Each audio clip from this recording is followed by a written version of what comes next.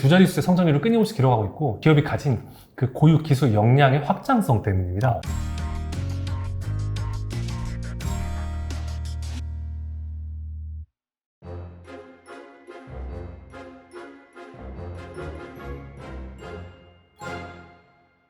네, 테크니들의 이봉호 저자님 모셨습니다. 안녕하세요. 네, 안녕하세요. 네. 인상이 상당히 좋으시네요. 감사합니다. 생각생각 웃고 계시고 간단하게 좀 소개 좀 부탁드립니다.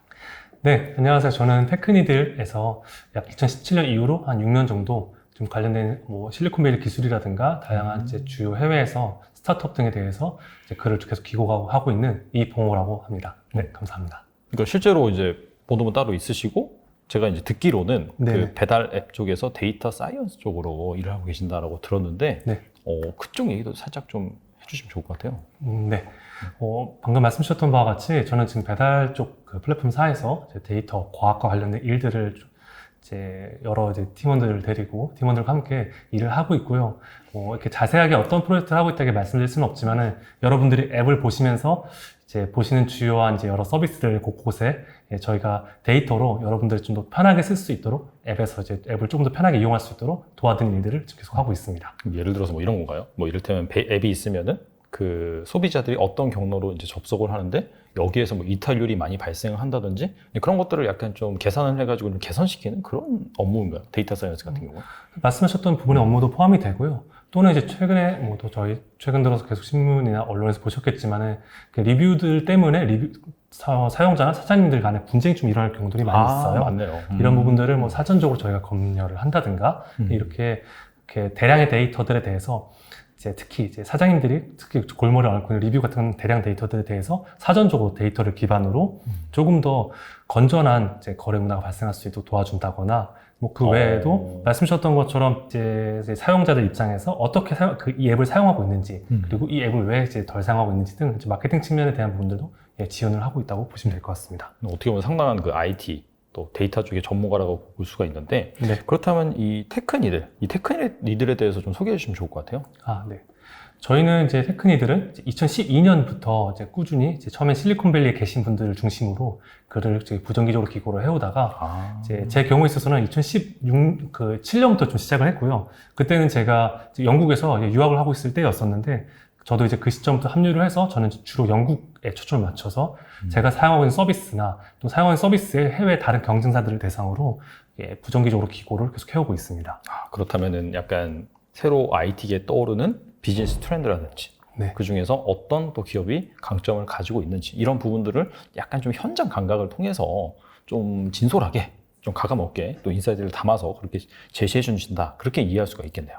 네, 맞습니다. 실제로도 제가 이제 6년 전쯤이죠. 이렇게 점점 출산율이 떨어지는 상황에서 그리고 이제 점점 맞벌이에서 아이에게 좀 더 나은 활동들을 같이 해주던 부모들을 위해서라도 어떤 아이들이 어떤 액티비티를 즐길 수 있는지 그런 액티비티에 대한 서비스를 통합시켜서 플랫폼을 통해 제공하는 서비스가 필요하지 않을까 생각이 들어서 마침 영국 그리고 미국 쪽을 찾아보니까 있었고 이런 것들을 국내 회사들에게 제안을 해서 이제 이런 부분들을 서비스로 이제 발전시켜본 경험이 있을 정도로 이렇게 주위에서 저희가 보는 서비스들이 해외와 국내 간의 격차가 항상 있을 때가 있어요. 이런 부분들을 좀 면밀하게 보다가 먼저 발견을 할 수 있다고 하면 이제 그런 것들 기고하고 이런 것들을 종종 해왔다고 보시면 될 것 같습니다. 그렇다면 정말 일반적인 약간 투자자 관점에서 이렇게 정보를 제시한다라기보다도 현장 또 그쪽에서 일하시면서 또 거기에 대한 속사정을 또 자세히 아는 관점에서 IT 트렌드라든지 비즈니스에서 전문적으로 다루시고 계시잖아요. 네네. 그런 관점에서 분명히 좀 이쪽 부분에 대한 해안이 있으실 것 같아요. 그래서 좀 길게 보고 투자자들이 접근할 만한 좀 그런 테크 관련 기업들 몇 가지만 소개시켜주면 좋을 것 같습니다. 우선은 책에 있는 기업부터 이제 말씀을 드린다고 하면은 저는 이제 저희 동종 업계이기도 한 이제 도어대쉬라는 회사, 이제 미국의 배달 플랫폼 회사를 먼저 말씀을 드리고 싶습니다. 도어대쉬라는 기업은 사실 생각보다 창립한 지는 조금 됐어요. 그렇다고 해도 한 2010년 초반이기 때문에 좀 짧다면 짧다고 할 수 있겠죠. 이 기업은 저희하고 동일하게 어떻게 보면 배달을 중개해 준 데서 시작했지만 한 가지 차이점이 있다고 하면은 배달을 중개한다는 걸 넘어서서 라이더에 대한 부분들까지 통합으로 서비스를 좀 제공하는 것도 시작을 했다라는 거죠. 그래서인지 저희 이제 한국의 상황과 유럽에 있는 그런 다른 경쟁사들보다도 어떤 지금 시점에 문제를 빨리 겪었던 부분들이 있었어요. 예를 들어서 뭐 라이더 증가함에 따라서 교통체증에 대한 문제가 있을 수도 있고, 맞아. 라이더 때문에 배달비에 대한 문제도 있을 수 있죠. 사실 근데 이런 부분들을 다 컨트롤하게 되면은 이제 뭐 영업이익률 하락 이런 것들이 있을 수 있는데, 도어대시 같은 회사는 이제 이런 것들을 미리 경험하는 데서 그치지 않고 그 앱에 서비스 입점하지 않더라도 우리 배달만 따로 제공해줄게 라는 식으로 서비스를 다각화하기도 하고, 또 이렇게 고객들을 많이 사장님들과 그 고객들과 거래를 하다 보니까 우리가 너네 실적 신용도 더 많이 알고 있는데 우리가 캐피탈 한번 대신 해줘볼게, 은행을 대신해서. 이런 식으로 서비스를 끊임없이 다각화해 나가면서 사실 전 세계에 있는 모든 배달앱 서비스에 대해서 로드맵을 먼저 그려주고 있는 회사예요. 예, 그렇다 보니까 상대적으로 낮은 이제 영업이익률을 극복하고 점차 안정적인 수익원을 만들어내고 있고, 이게 또 플랫폼의 특성상 사장님 그리고 라이더, 사용자 간의 이 끈끈한 텐션에 의해서 기업이 유지가 되다 보니까 이런 부분들이 어떻게 보면 누군가는 이걸 낮은 영업이익률을 태생적으로 갖고 있다고 말할 수 있을 수 있겠지만은, 이 텐션 때문에 기업이 안정적으로 계속 굴러가고 있다는 측면이 있다 보니까 저는 책에서는 이제 동종 경쟁사였던 도어대시를 꼭 말씀을 드리고 싶고요. 책에 이제 없는 기업들도 있습니다, 항상. 이제 그런 기업 중에 대표적인 기업 중 하나가 최근에 보고 있는 기업은 이제 스플렁크라는 기업이에요. 네. 혹시 스플렁크라는 기업을 들어보신 적 있으실까요? 네. 사실 일반 대중에게는 거의 알려지지 않은 기업입니다. 그 이유인즉슨 스플렁크는 그 기계 장비에서 발생한 데이터를 실시간으로 수집하고 모니터링하고 그걸 시각화해서 보여주는 기업이에요. 이런 대표적인 그 실시간으로 발생하는 기계들, 데이터를 발생시키는 기계라고 하면은 가장 많은 기계가 네트워크 장비들입니다. 사실 우리가 원하진 않았지만 코비드-19이 터지게 되면서 되게 빠른 디지털 전환이 모든 기업에 걸쳐서 일어나게 됐어요. 그렇다 보니까 네트워크에 대한 인프라가 커지게 되고 자연스럽게 이 스플렁크에 대한 역량이 빛을 발하게 되었습니다.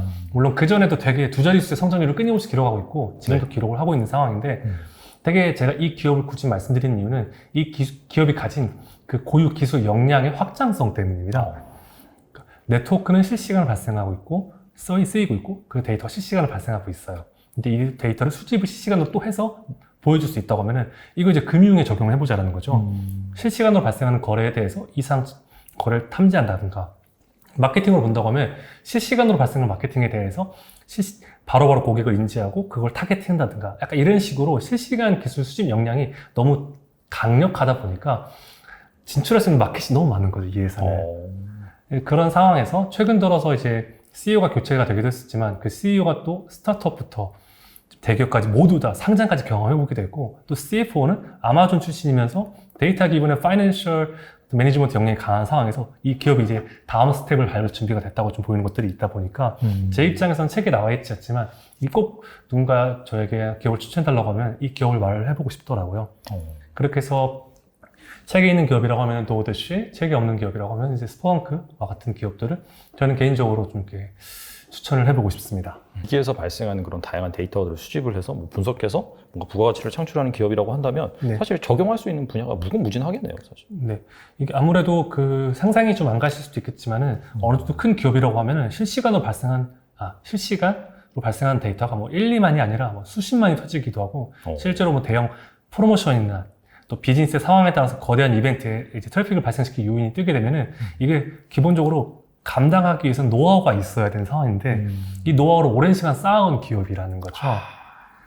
거기다가 이런 부분들에 대해서 정말 우리가 실시간이라고 하지만은 이게 데이터가 이렇게 오고 가는 흐름 속에 실시간이 계속 밀리게 되거든요. 아, 그렇겠네요. 그런데 그 실시간을 갭을 좁혀줄 수 있다는 게 어느 때보다 점점 치열해지는 기업 환경에서 그 간극을 좁혀줄 수 있는 게 정말 큰 메리트로 다가오기 때문에 저는 이 기업을 많이 보는 편입니다. 결과적으로 약간 뭐 스마트 팩토리 이런 것과도 좀 관련이 있을 수 있을 것 같고. 맞습니다. 그렇죠. AI 뭐 이런 것도 당연히 관련이 있을 것 같고, 그렇죠. 얼마나 데이터를 효율적으로 잘 수집을 해서 그걸 바탕으로 이제 솔루션을 또 내놔야 되는 부분이 있고, 방금 말씀하신 무인공장 같은 경우에도 그런 것들을 당연히 수집할 수밖에 없잖아요. 네, 맞습니다. 이런 부분에 있어서 약간 숨겨준 수혜주다, 그렇게 볼 수도 있겠네요. 네, 맞습니다. 사실 그 제가 개인적으로 이제 데이터 관련 직종에 있는 입장에서는 모델의 성능이 점차 좋아지고 있는 것이 이제 점차 느려지는 게 보여요. 둔화되는 것들이 보이고 있어요. 그러니까 너무나 이제 그 한계에 가까울 정도로 성장을 하다 보니까. 네. 남는 건 데이터인 거죠. 이제 데이터가 양이 많아야 되는 상황인 거죠. 근데 그런 측면에서 데이터가 많은 것뿐만 아니라 실시간으로 활용할 수 있는 기반을 줄 수 있다는 건 사실 제가 이렇게 급성장하는 스타트업에서 있어본 경험으로는 어지간한 노하우가 있지 않으면은 그냥 그 일정량의 돈을 투자한다고 뭔가 갑자기 어느 순간 우리 할 수 있어 이렇게 하는 게 아니게 되거든요. 그런 측면들 때문에 아마 대부분 잘 모르는 기업이 있지만 B2B의 기업이기도 해서 그럴 수도 있고 또 B2B의 특성상 한번 계약을 하면 계약이 쉽게 끊어지지가 않습니다. 그렇죠. 한번 계약하기가 어렵지 네. 계약을 하면 계속해서 유지된 경우가 많죠. 네. 그래서 저는 그래서 B2C는 나를 위한 구매라고 하지만 B2B는 남을 위한 구매라고 해요. 항상 남을 위한 구매이기 때문에 한번 계약이 성사되면 끊어지기 어렵고 이런 측면이 쌓이면서 그 시간에 노하우가 쌓이게 되고 그러면서 그 회사의 생태계가 만들어지게 되면 사실 그 회사의 지속 가능성이 만들어지게 되죠. 그런 측면들 때문에 가장 하부에 있는 기업이어서 저는 되게 중요하게 바라보는 기업 중 하나입니다. 그리고 이 도어대시에 대해서 또 개인적으로 궁금한 게 있어서 사실 저는 미국 시장이라든지 뭐 해외 시장은 잘 모르긴 하지만 네. 그럼에도 약간 우리나라 이 배달 환경, 문화 같은 그런 상황을 살펴본다라고 한다면 이 코로나 팬데믹으로 인해서 수요가 가파르게 증가를 하다가 최근 같은 경우에는 점점 리오프닝 활동이 강화되면서 예전보다는 약간 좀 뜸해질 것 같다는 제 개인적인 피부적으로는 약간 느끼고 있는 부분이긴 하거든요. 여기 추가적으로 약간 배달 그 비의 문제라든지 그러면서 뭐 이제는 뭐 그냥 사람들이 뭐 포장해 먹는다라고 한다든지 약간 그런 기사도 좀 종종 나오고 있어요. 이런 부분이 있다라고 한다면 약간 성장성이라든지 그런 부분에 있어서도 의문점을 투자자들이 가질 수도 있을 것 같은데 이런 부분에 대해서 어떻게 생각하시는지 궁금합니다. 사실 말씀하셨던 포인트가 그 월가 쪽에서도 상당히 걱정이 되는 포인트였었어요. 실제로 한국보다 더 빠르게 리오프닝을 준비했던 미국 입장이기 때문에 이런 고민들이 이미 작년에 한번 나온 바가 있었죠. 근데 이런 부분들을 되게 슬기롭게 제가 풀어갔다고 느꼈던 게 보통 대기업이라고 하면은 그 주위에서 보이는 스타트업들에 대해서 그 회사들에 대해서 이제 뭐 인수를 하거나 또는 그런 기업들에 대해서 어떻게 보면 경쟁에서 밀어내려고 하는 부분들이 있었는데 이런 부분들을 정말 빠르게 내부의 기술, 내부의 서비스를 통합을 하고 필요하면 인수까지 진행을 해요. 그 정말 짧은 속도에 빠른 속도로 의사결정을 하면서 대표적인 예로 말씀 주셨던 것처럼 음식이 좀 줄어들 여지가 보이니까 바로 의약품으로 넘어가고요. 의약품뿐만 아니라 이제 중간에 편의점도 있었죠. 그래서 편의점들을 대규모로 흡수하면서 이제 시장 점유율을 되게 빠르게 확보하기 시작합니다. 실제로 도어대시가 이 시장의 첫 번째 기업이 아니에요. 이 동네 첫 번째가 아니었고, 뭐, 그로브부터 시작해서 지금 3위 기업들, 또 이미 우버이츠가 흡수했던 포스트메이트 등의 기업들이 선발주자였지만, 음식을 넘어서 편의점을 넘어서 약국을 하면서 빠르게 시장 점유율을 먹어가면서 50% 이상의 시장 점유율을 한 번에 만들어버립니다, 이 회사가. 근데 거기서 끝났으면은, 말씀 주셨던 것처럼, 뭐, 어차피 배달 자체의 비가 부담스러워서 안 한 건데, 그 전망이 있냐고 할 수도 있겠는데, 이 회사가 이제 이런 여러 상품들을 배달할 수 있게 됨에 따라서, 그 다음에 했던 게 뭐냐면, 한 번에 배달에 여러 번의 주문을 엮어가세요라는 형태의 정책을 취하기 시작하면서, 배달비를 나누어서 이제 분담할 수 있고, 배달비를 한 번의 주문에 여러 번의 주문에 배달비 한 번 부담할 수 있는 형태를 서비스를 제공하면서, 우리 사실 생각보다 되게 많거든요. 예전에 이제 그 불만 사례들을 보면은 짜장면 그 주문했는데요. 오시면서 물 한 병 사다 줬어요. 이런 경우 되게 많았었거든요. 아, 그래요? 네. 저도 이게 누가 이렇게 하겠어 했지만 정말 많이 계세요. 근데 그거를 서비스로 제공하는 거죠, 그냥. 근데 그거 진짜 획기적이네요, 사실. 네. 한 번 주문해가지고 2가지, 3가지를 같이 주문한다는 것 자체가. 그래서 저는 도어대시를 보면서 굉장히 고객 지향 집착이 심하다고 느낄 때가 있어요. 앞서 말씀드린 것 같이 이제 그렇게 고객 쪽에 대해서는 한 번 주문에 2개 배달 엮어서 보내주고 배달비도 절약하잖아 할 수도 있고 아니면은 뭐 여러 명 동시에 배달할 수 있는 옵션도 제공하고 있고 그리고 사장님들 입장에서는 앞서 뭐 이야기 드린 것처럼 사장님들이 현금을 많이 쓰다 보면은 신용도에 대해 측정할 수 어렵다 보니까 은행에서 대출하기 어렵다고 하면은 우리가 대출을 해줄게. 난 대출 서비스도 만들어내고 그리고 맛집들은 사실 잘 안 들어오려고 해요. 이런 앱에 너 없어도 우리 성공할 수 있어. 그쵸. 네네. 그러면 들어오지 마. 배달만 우리가 해줄게. 그래서 밖에 있는 가게들 대상으로 영업을 하기도 하고 그리고 저희 최근에 당당치킨이라는 되게 말이 좀 있지 않습니까? 근데 이런 부분들이 매번 나오는 게 그래서 너는 배달이 안 되잖아 이야기를 하게 되는데 우리가 배달해줄게. 그러니까 정말 서비스를 낱낱이 역량을 나눠서 이 역량들을 곳곳에 산업에 투입을 시키면서 사장님과 이제 사용자 라이더 간의 이 끊임없는 텐션을 유지시키도록 하는 부분들을 볼 때마다 말씀 주셨던 것처럼 배달비에 대한 부담이 있을 수도 있겠지만 그 배달비에 대한 부담이 지금 한 번에 여러 번을 주문 한 번에 배달을 한다든가, 제가 또 하나 깜빡한 게 있는데 멤버십이 있어요. 또 한 번에 뭐 $9를 내면은 배달에 10번까지는 부재 아니야. 그러니까 뭐 우리나라 쿠팡으로 치면 로켓 와우나 약간 그런 거네요. 네. 근데 이 기업이 정말 저는 정말 고객에 대한 집착이 강하다고 느꼈던 포인트 중 하나가 고객분이 이거 너무 비싸 안 내 이렇게 할 수도 있거든요.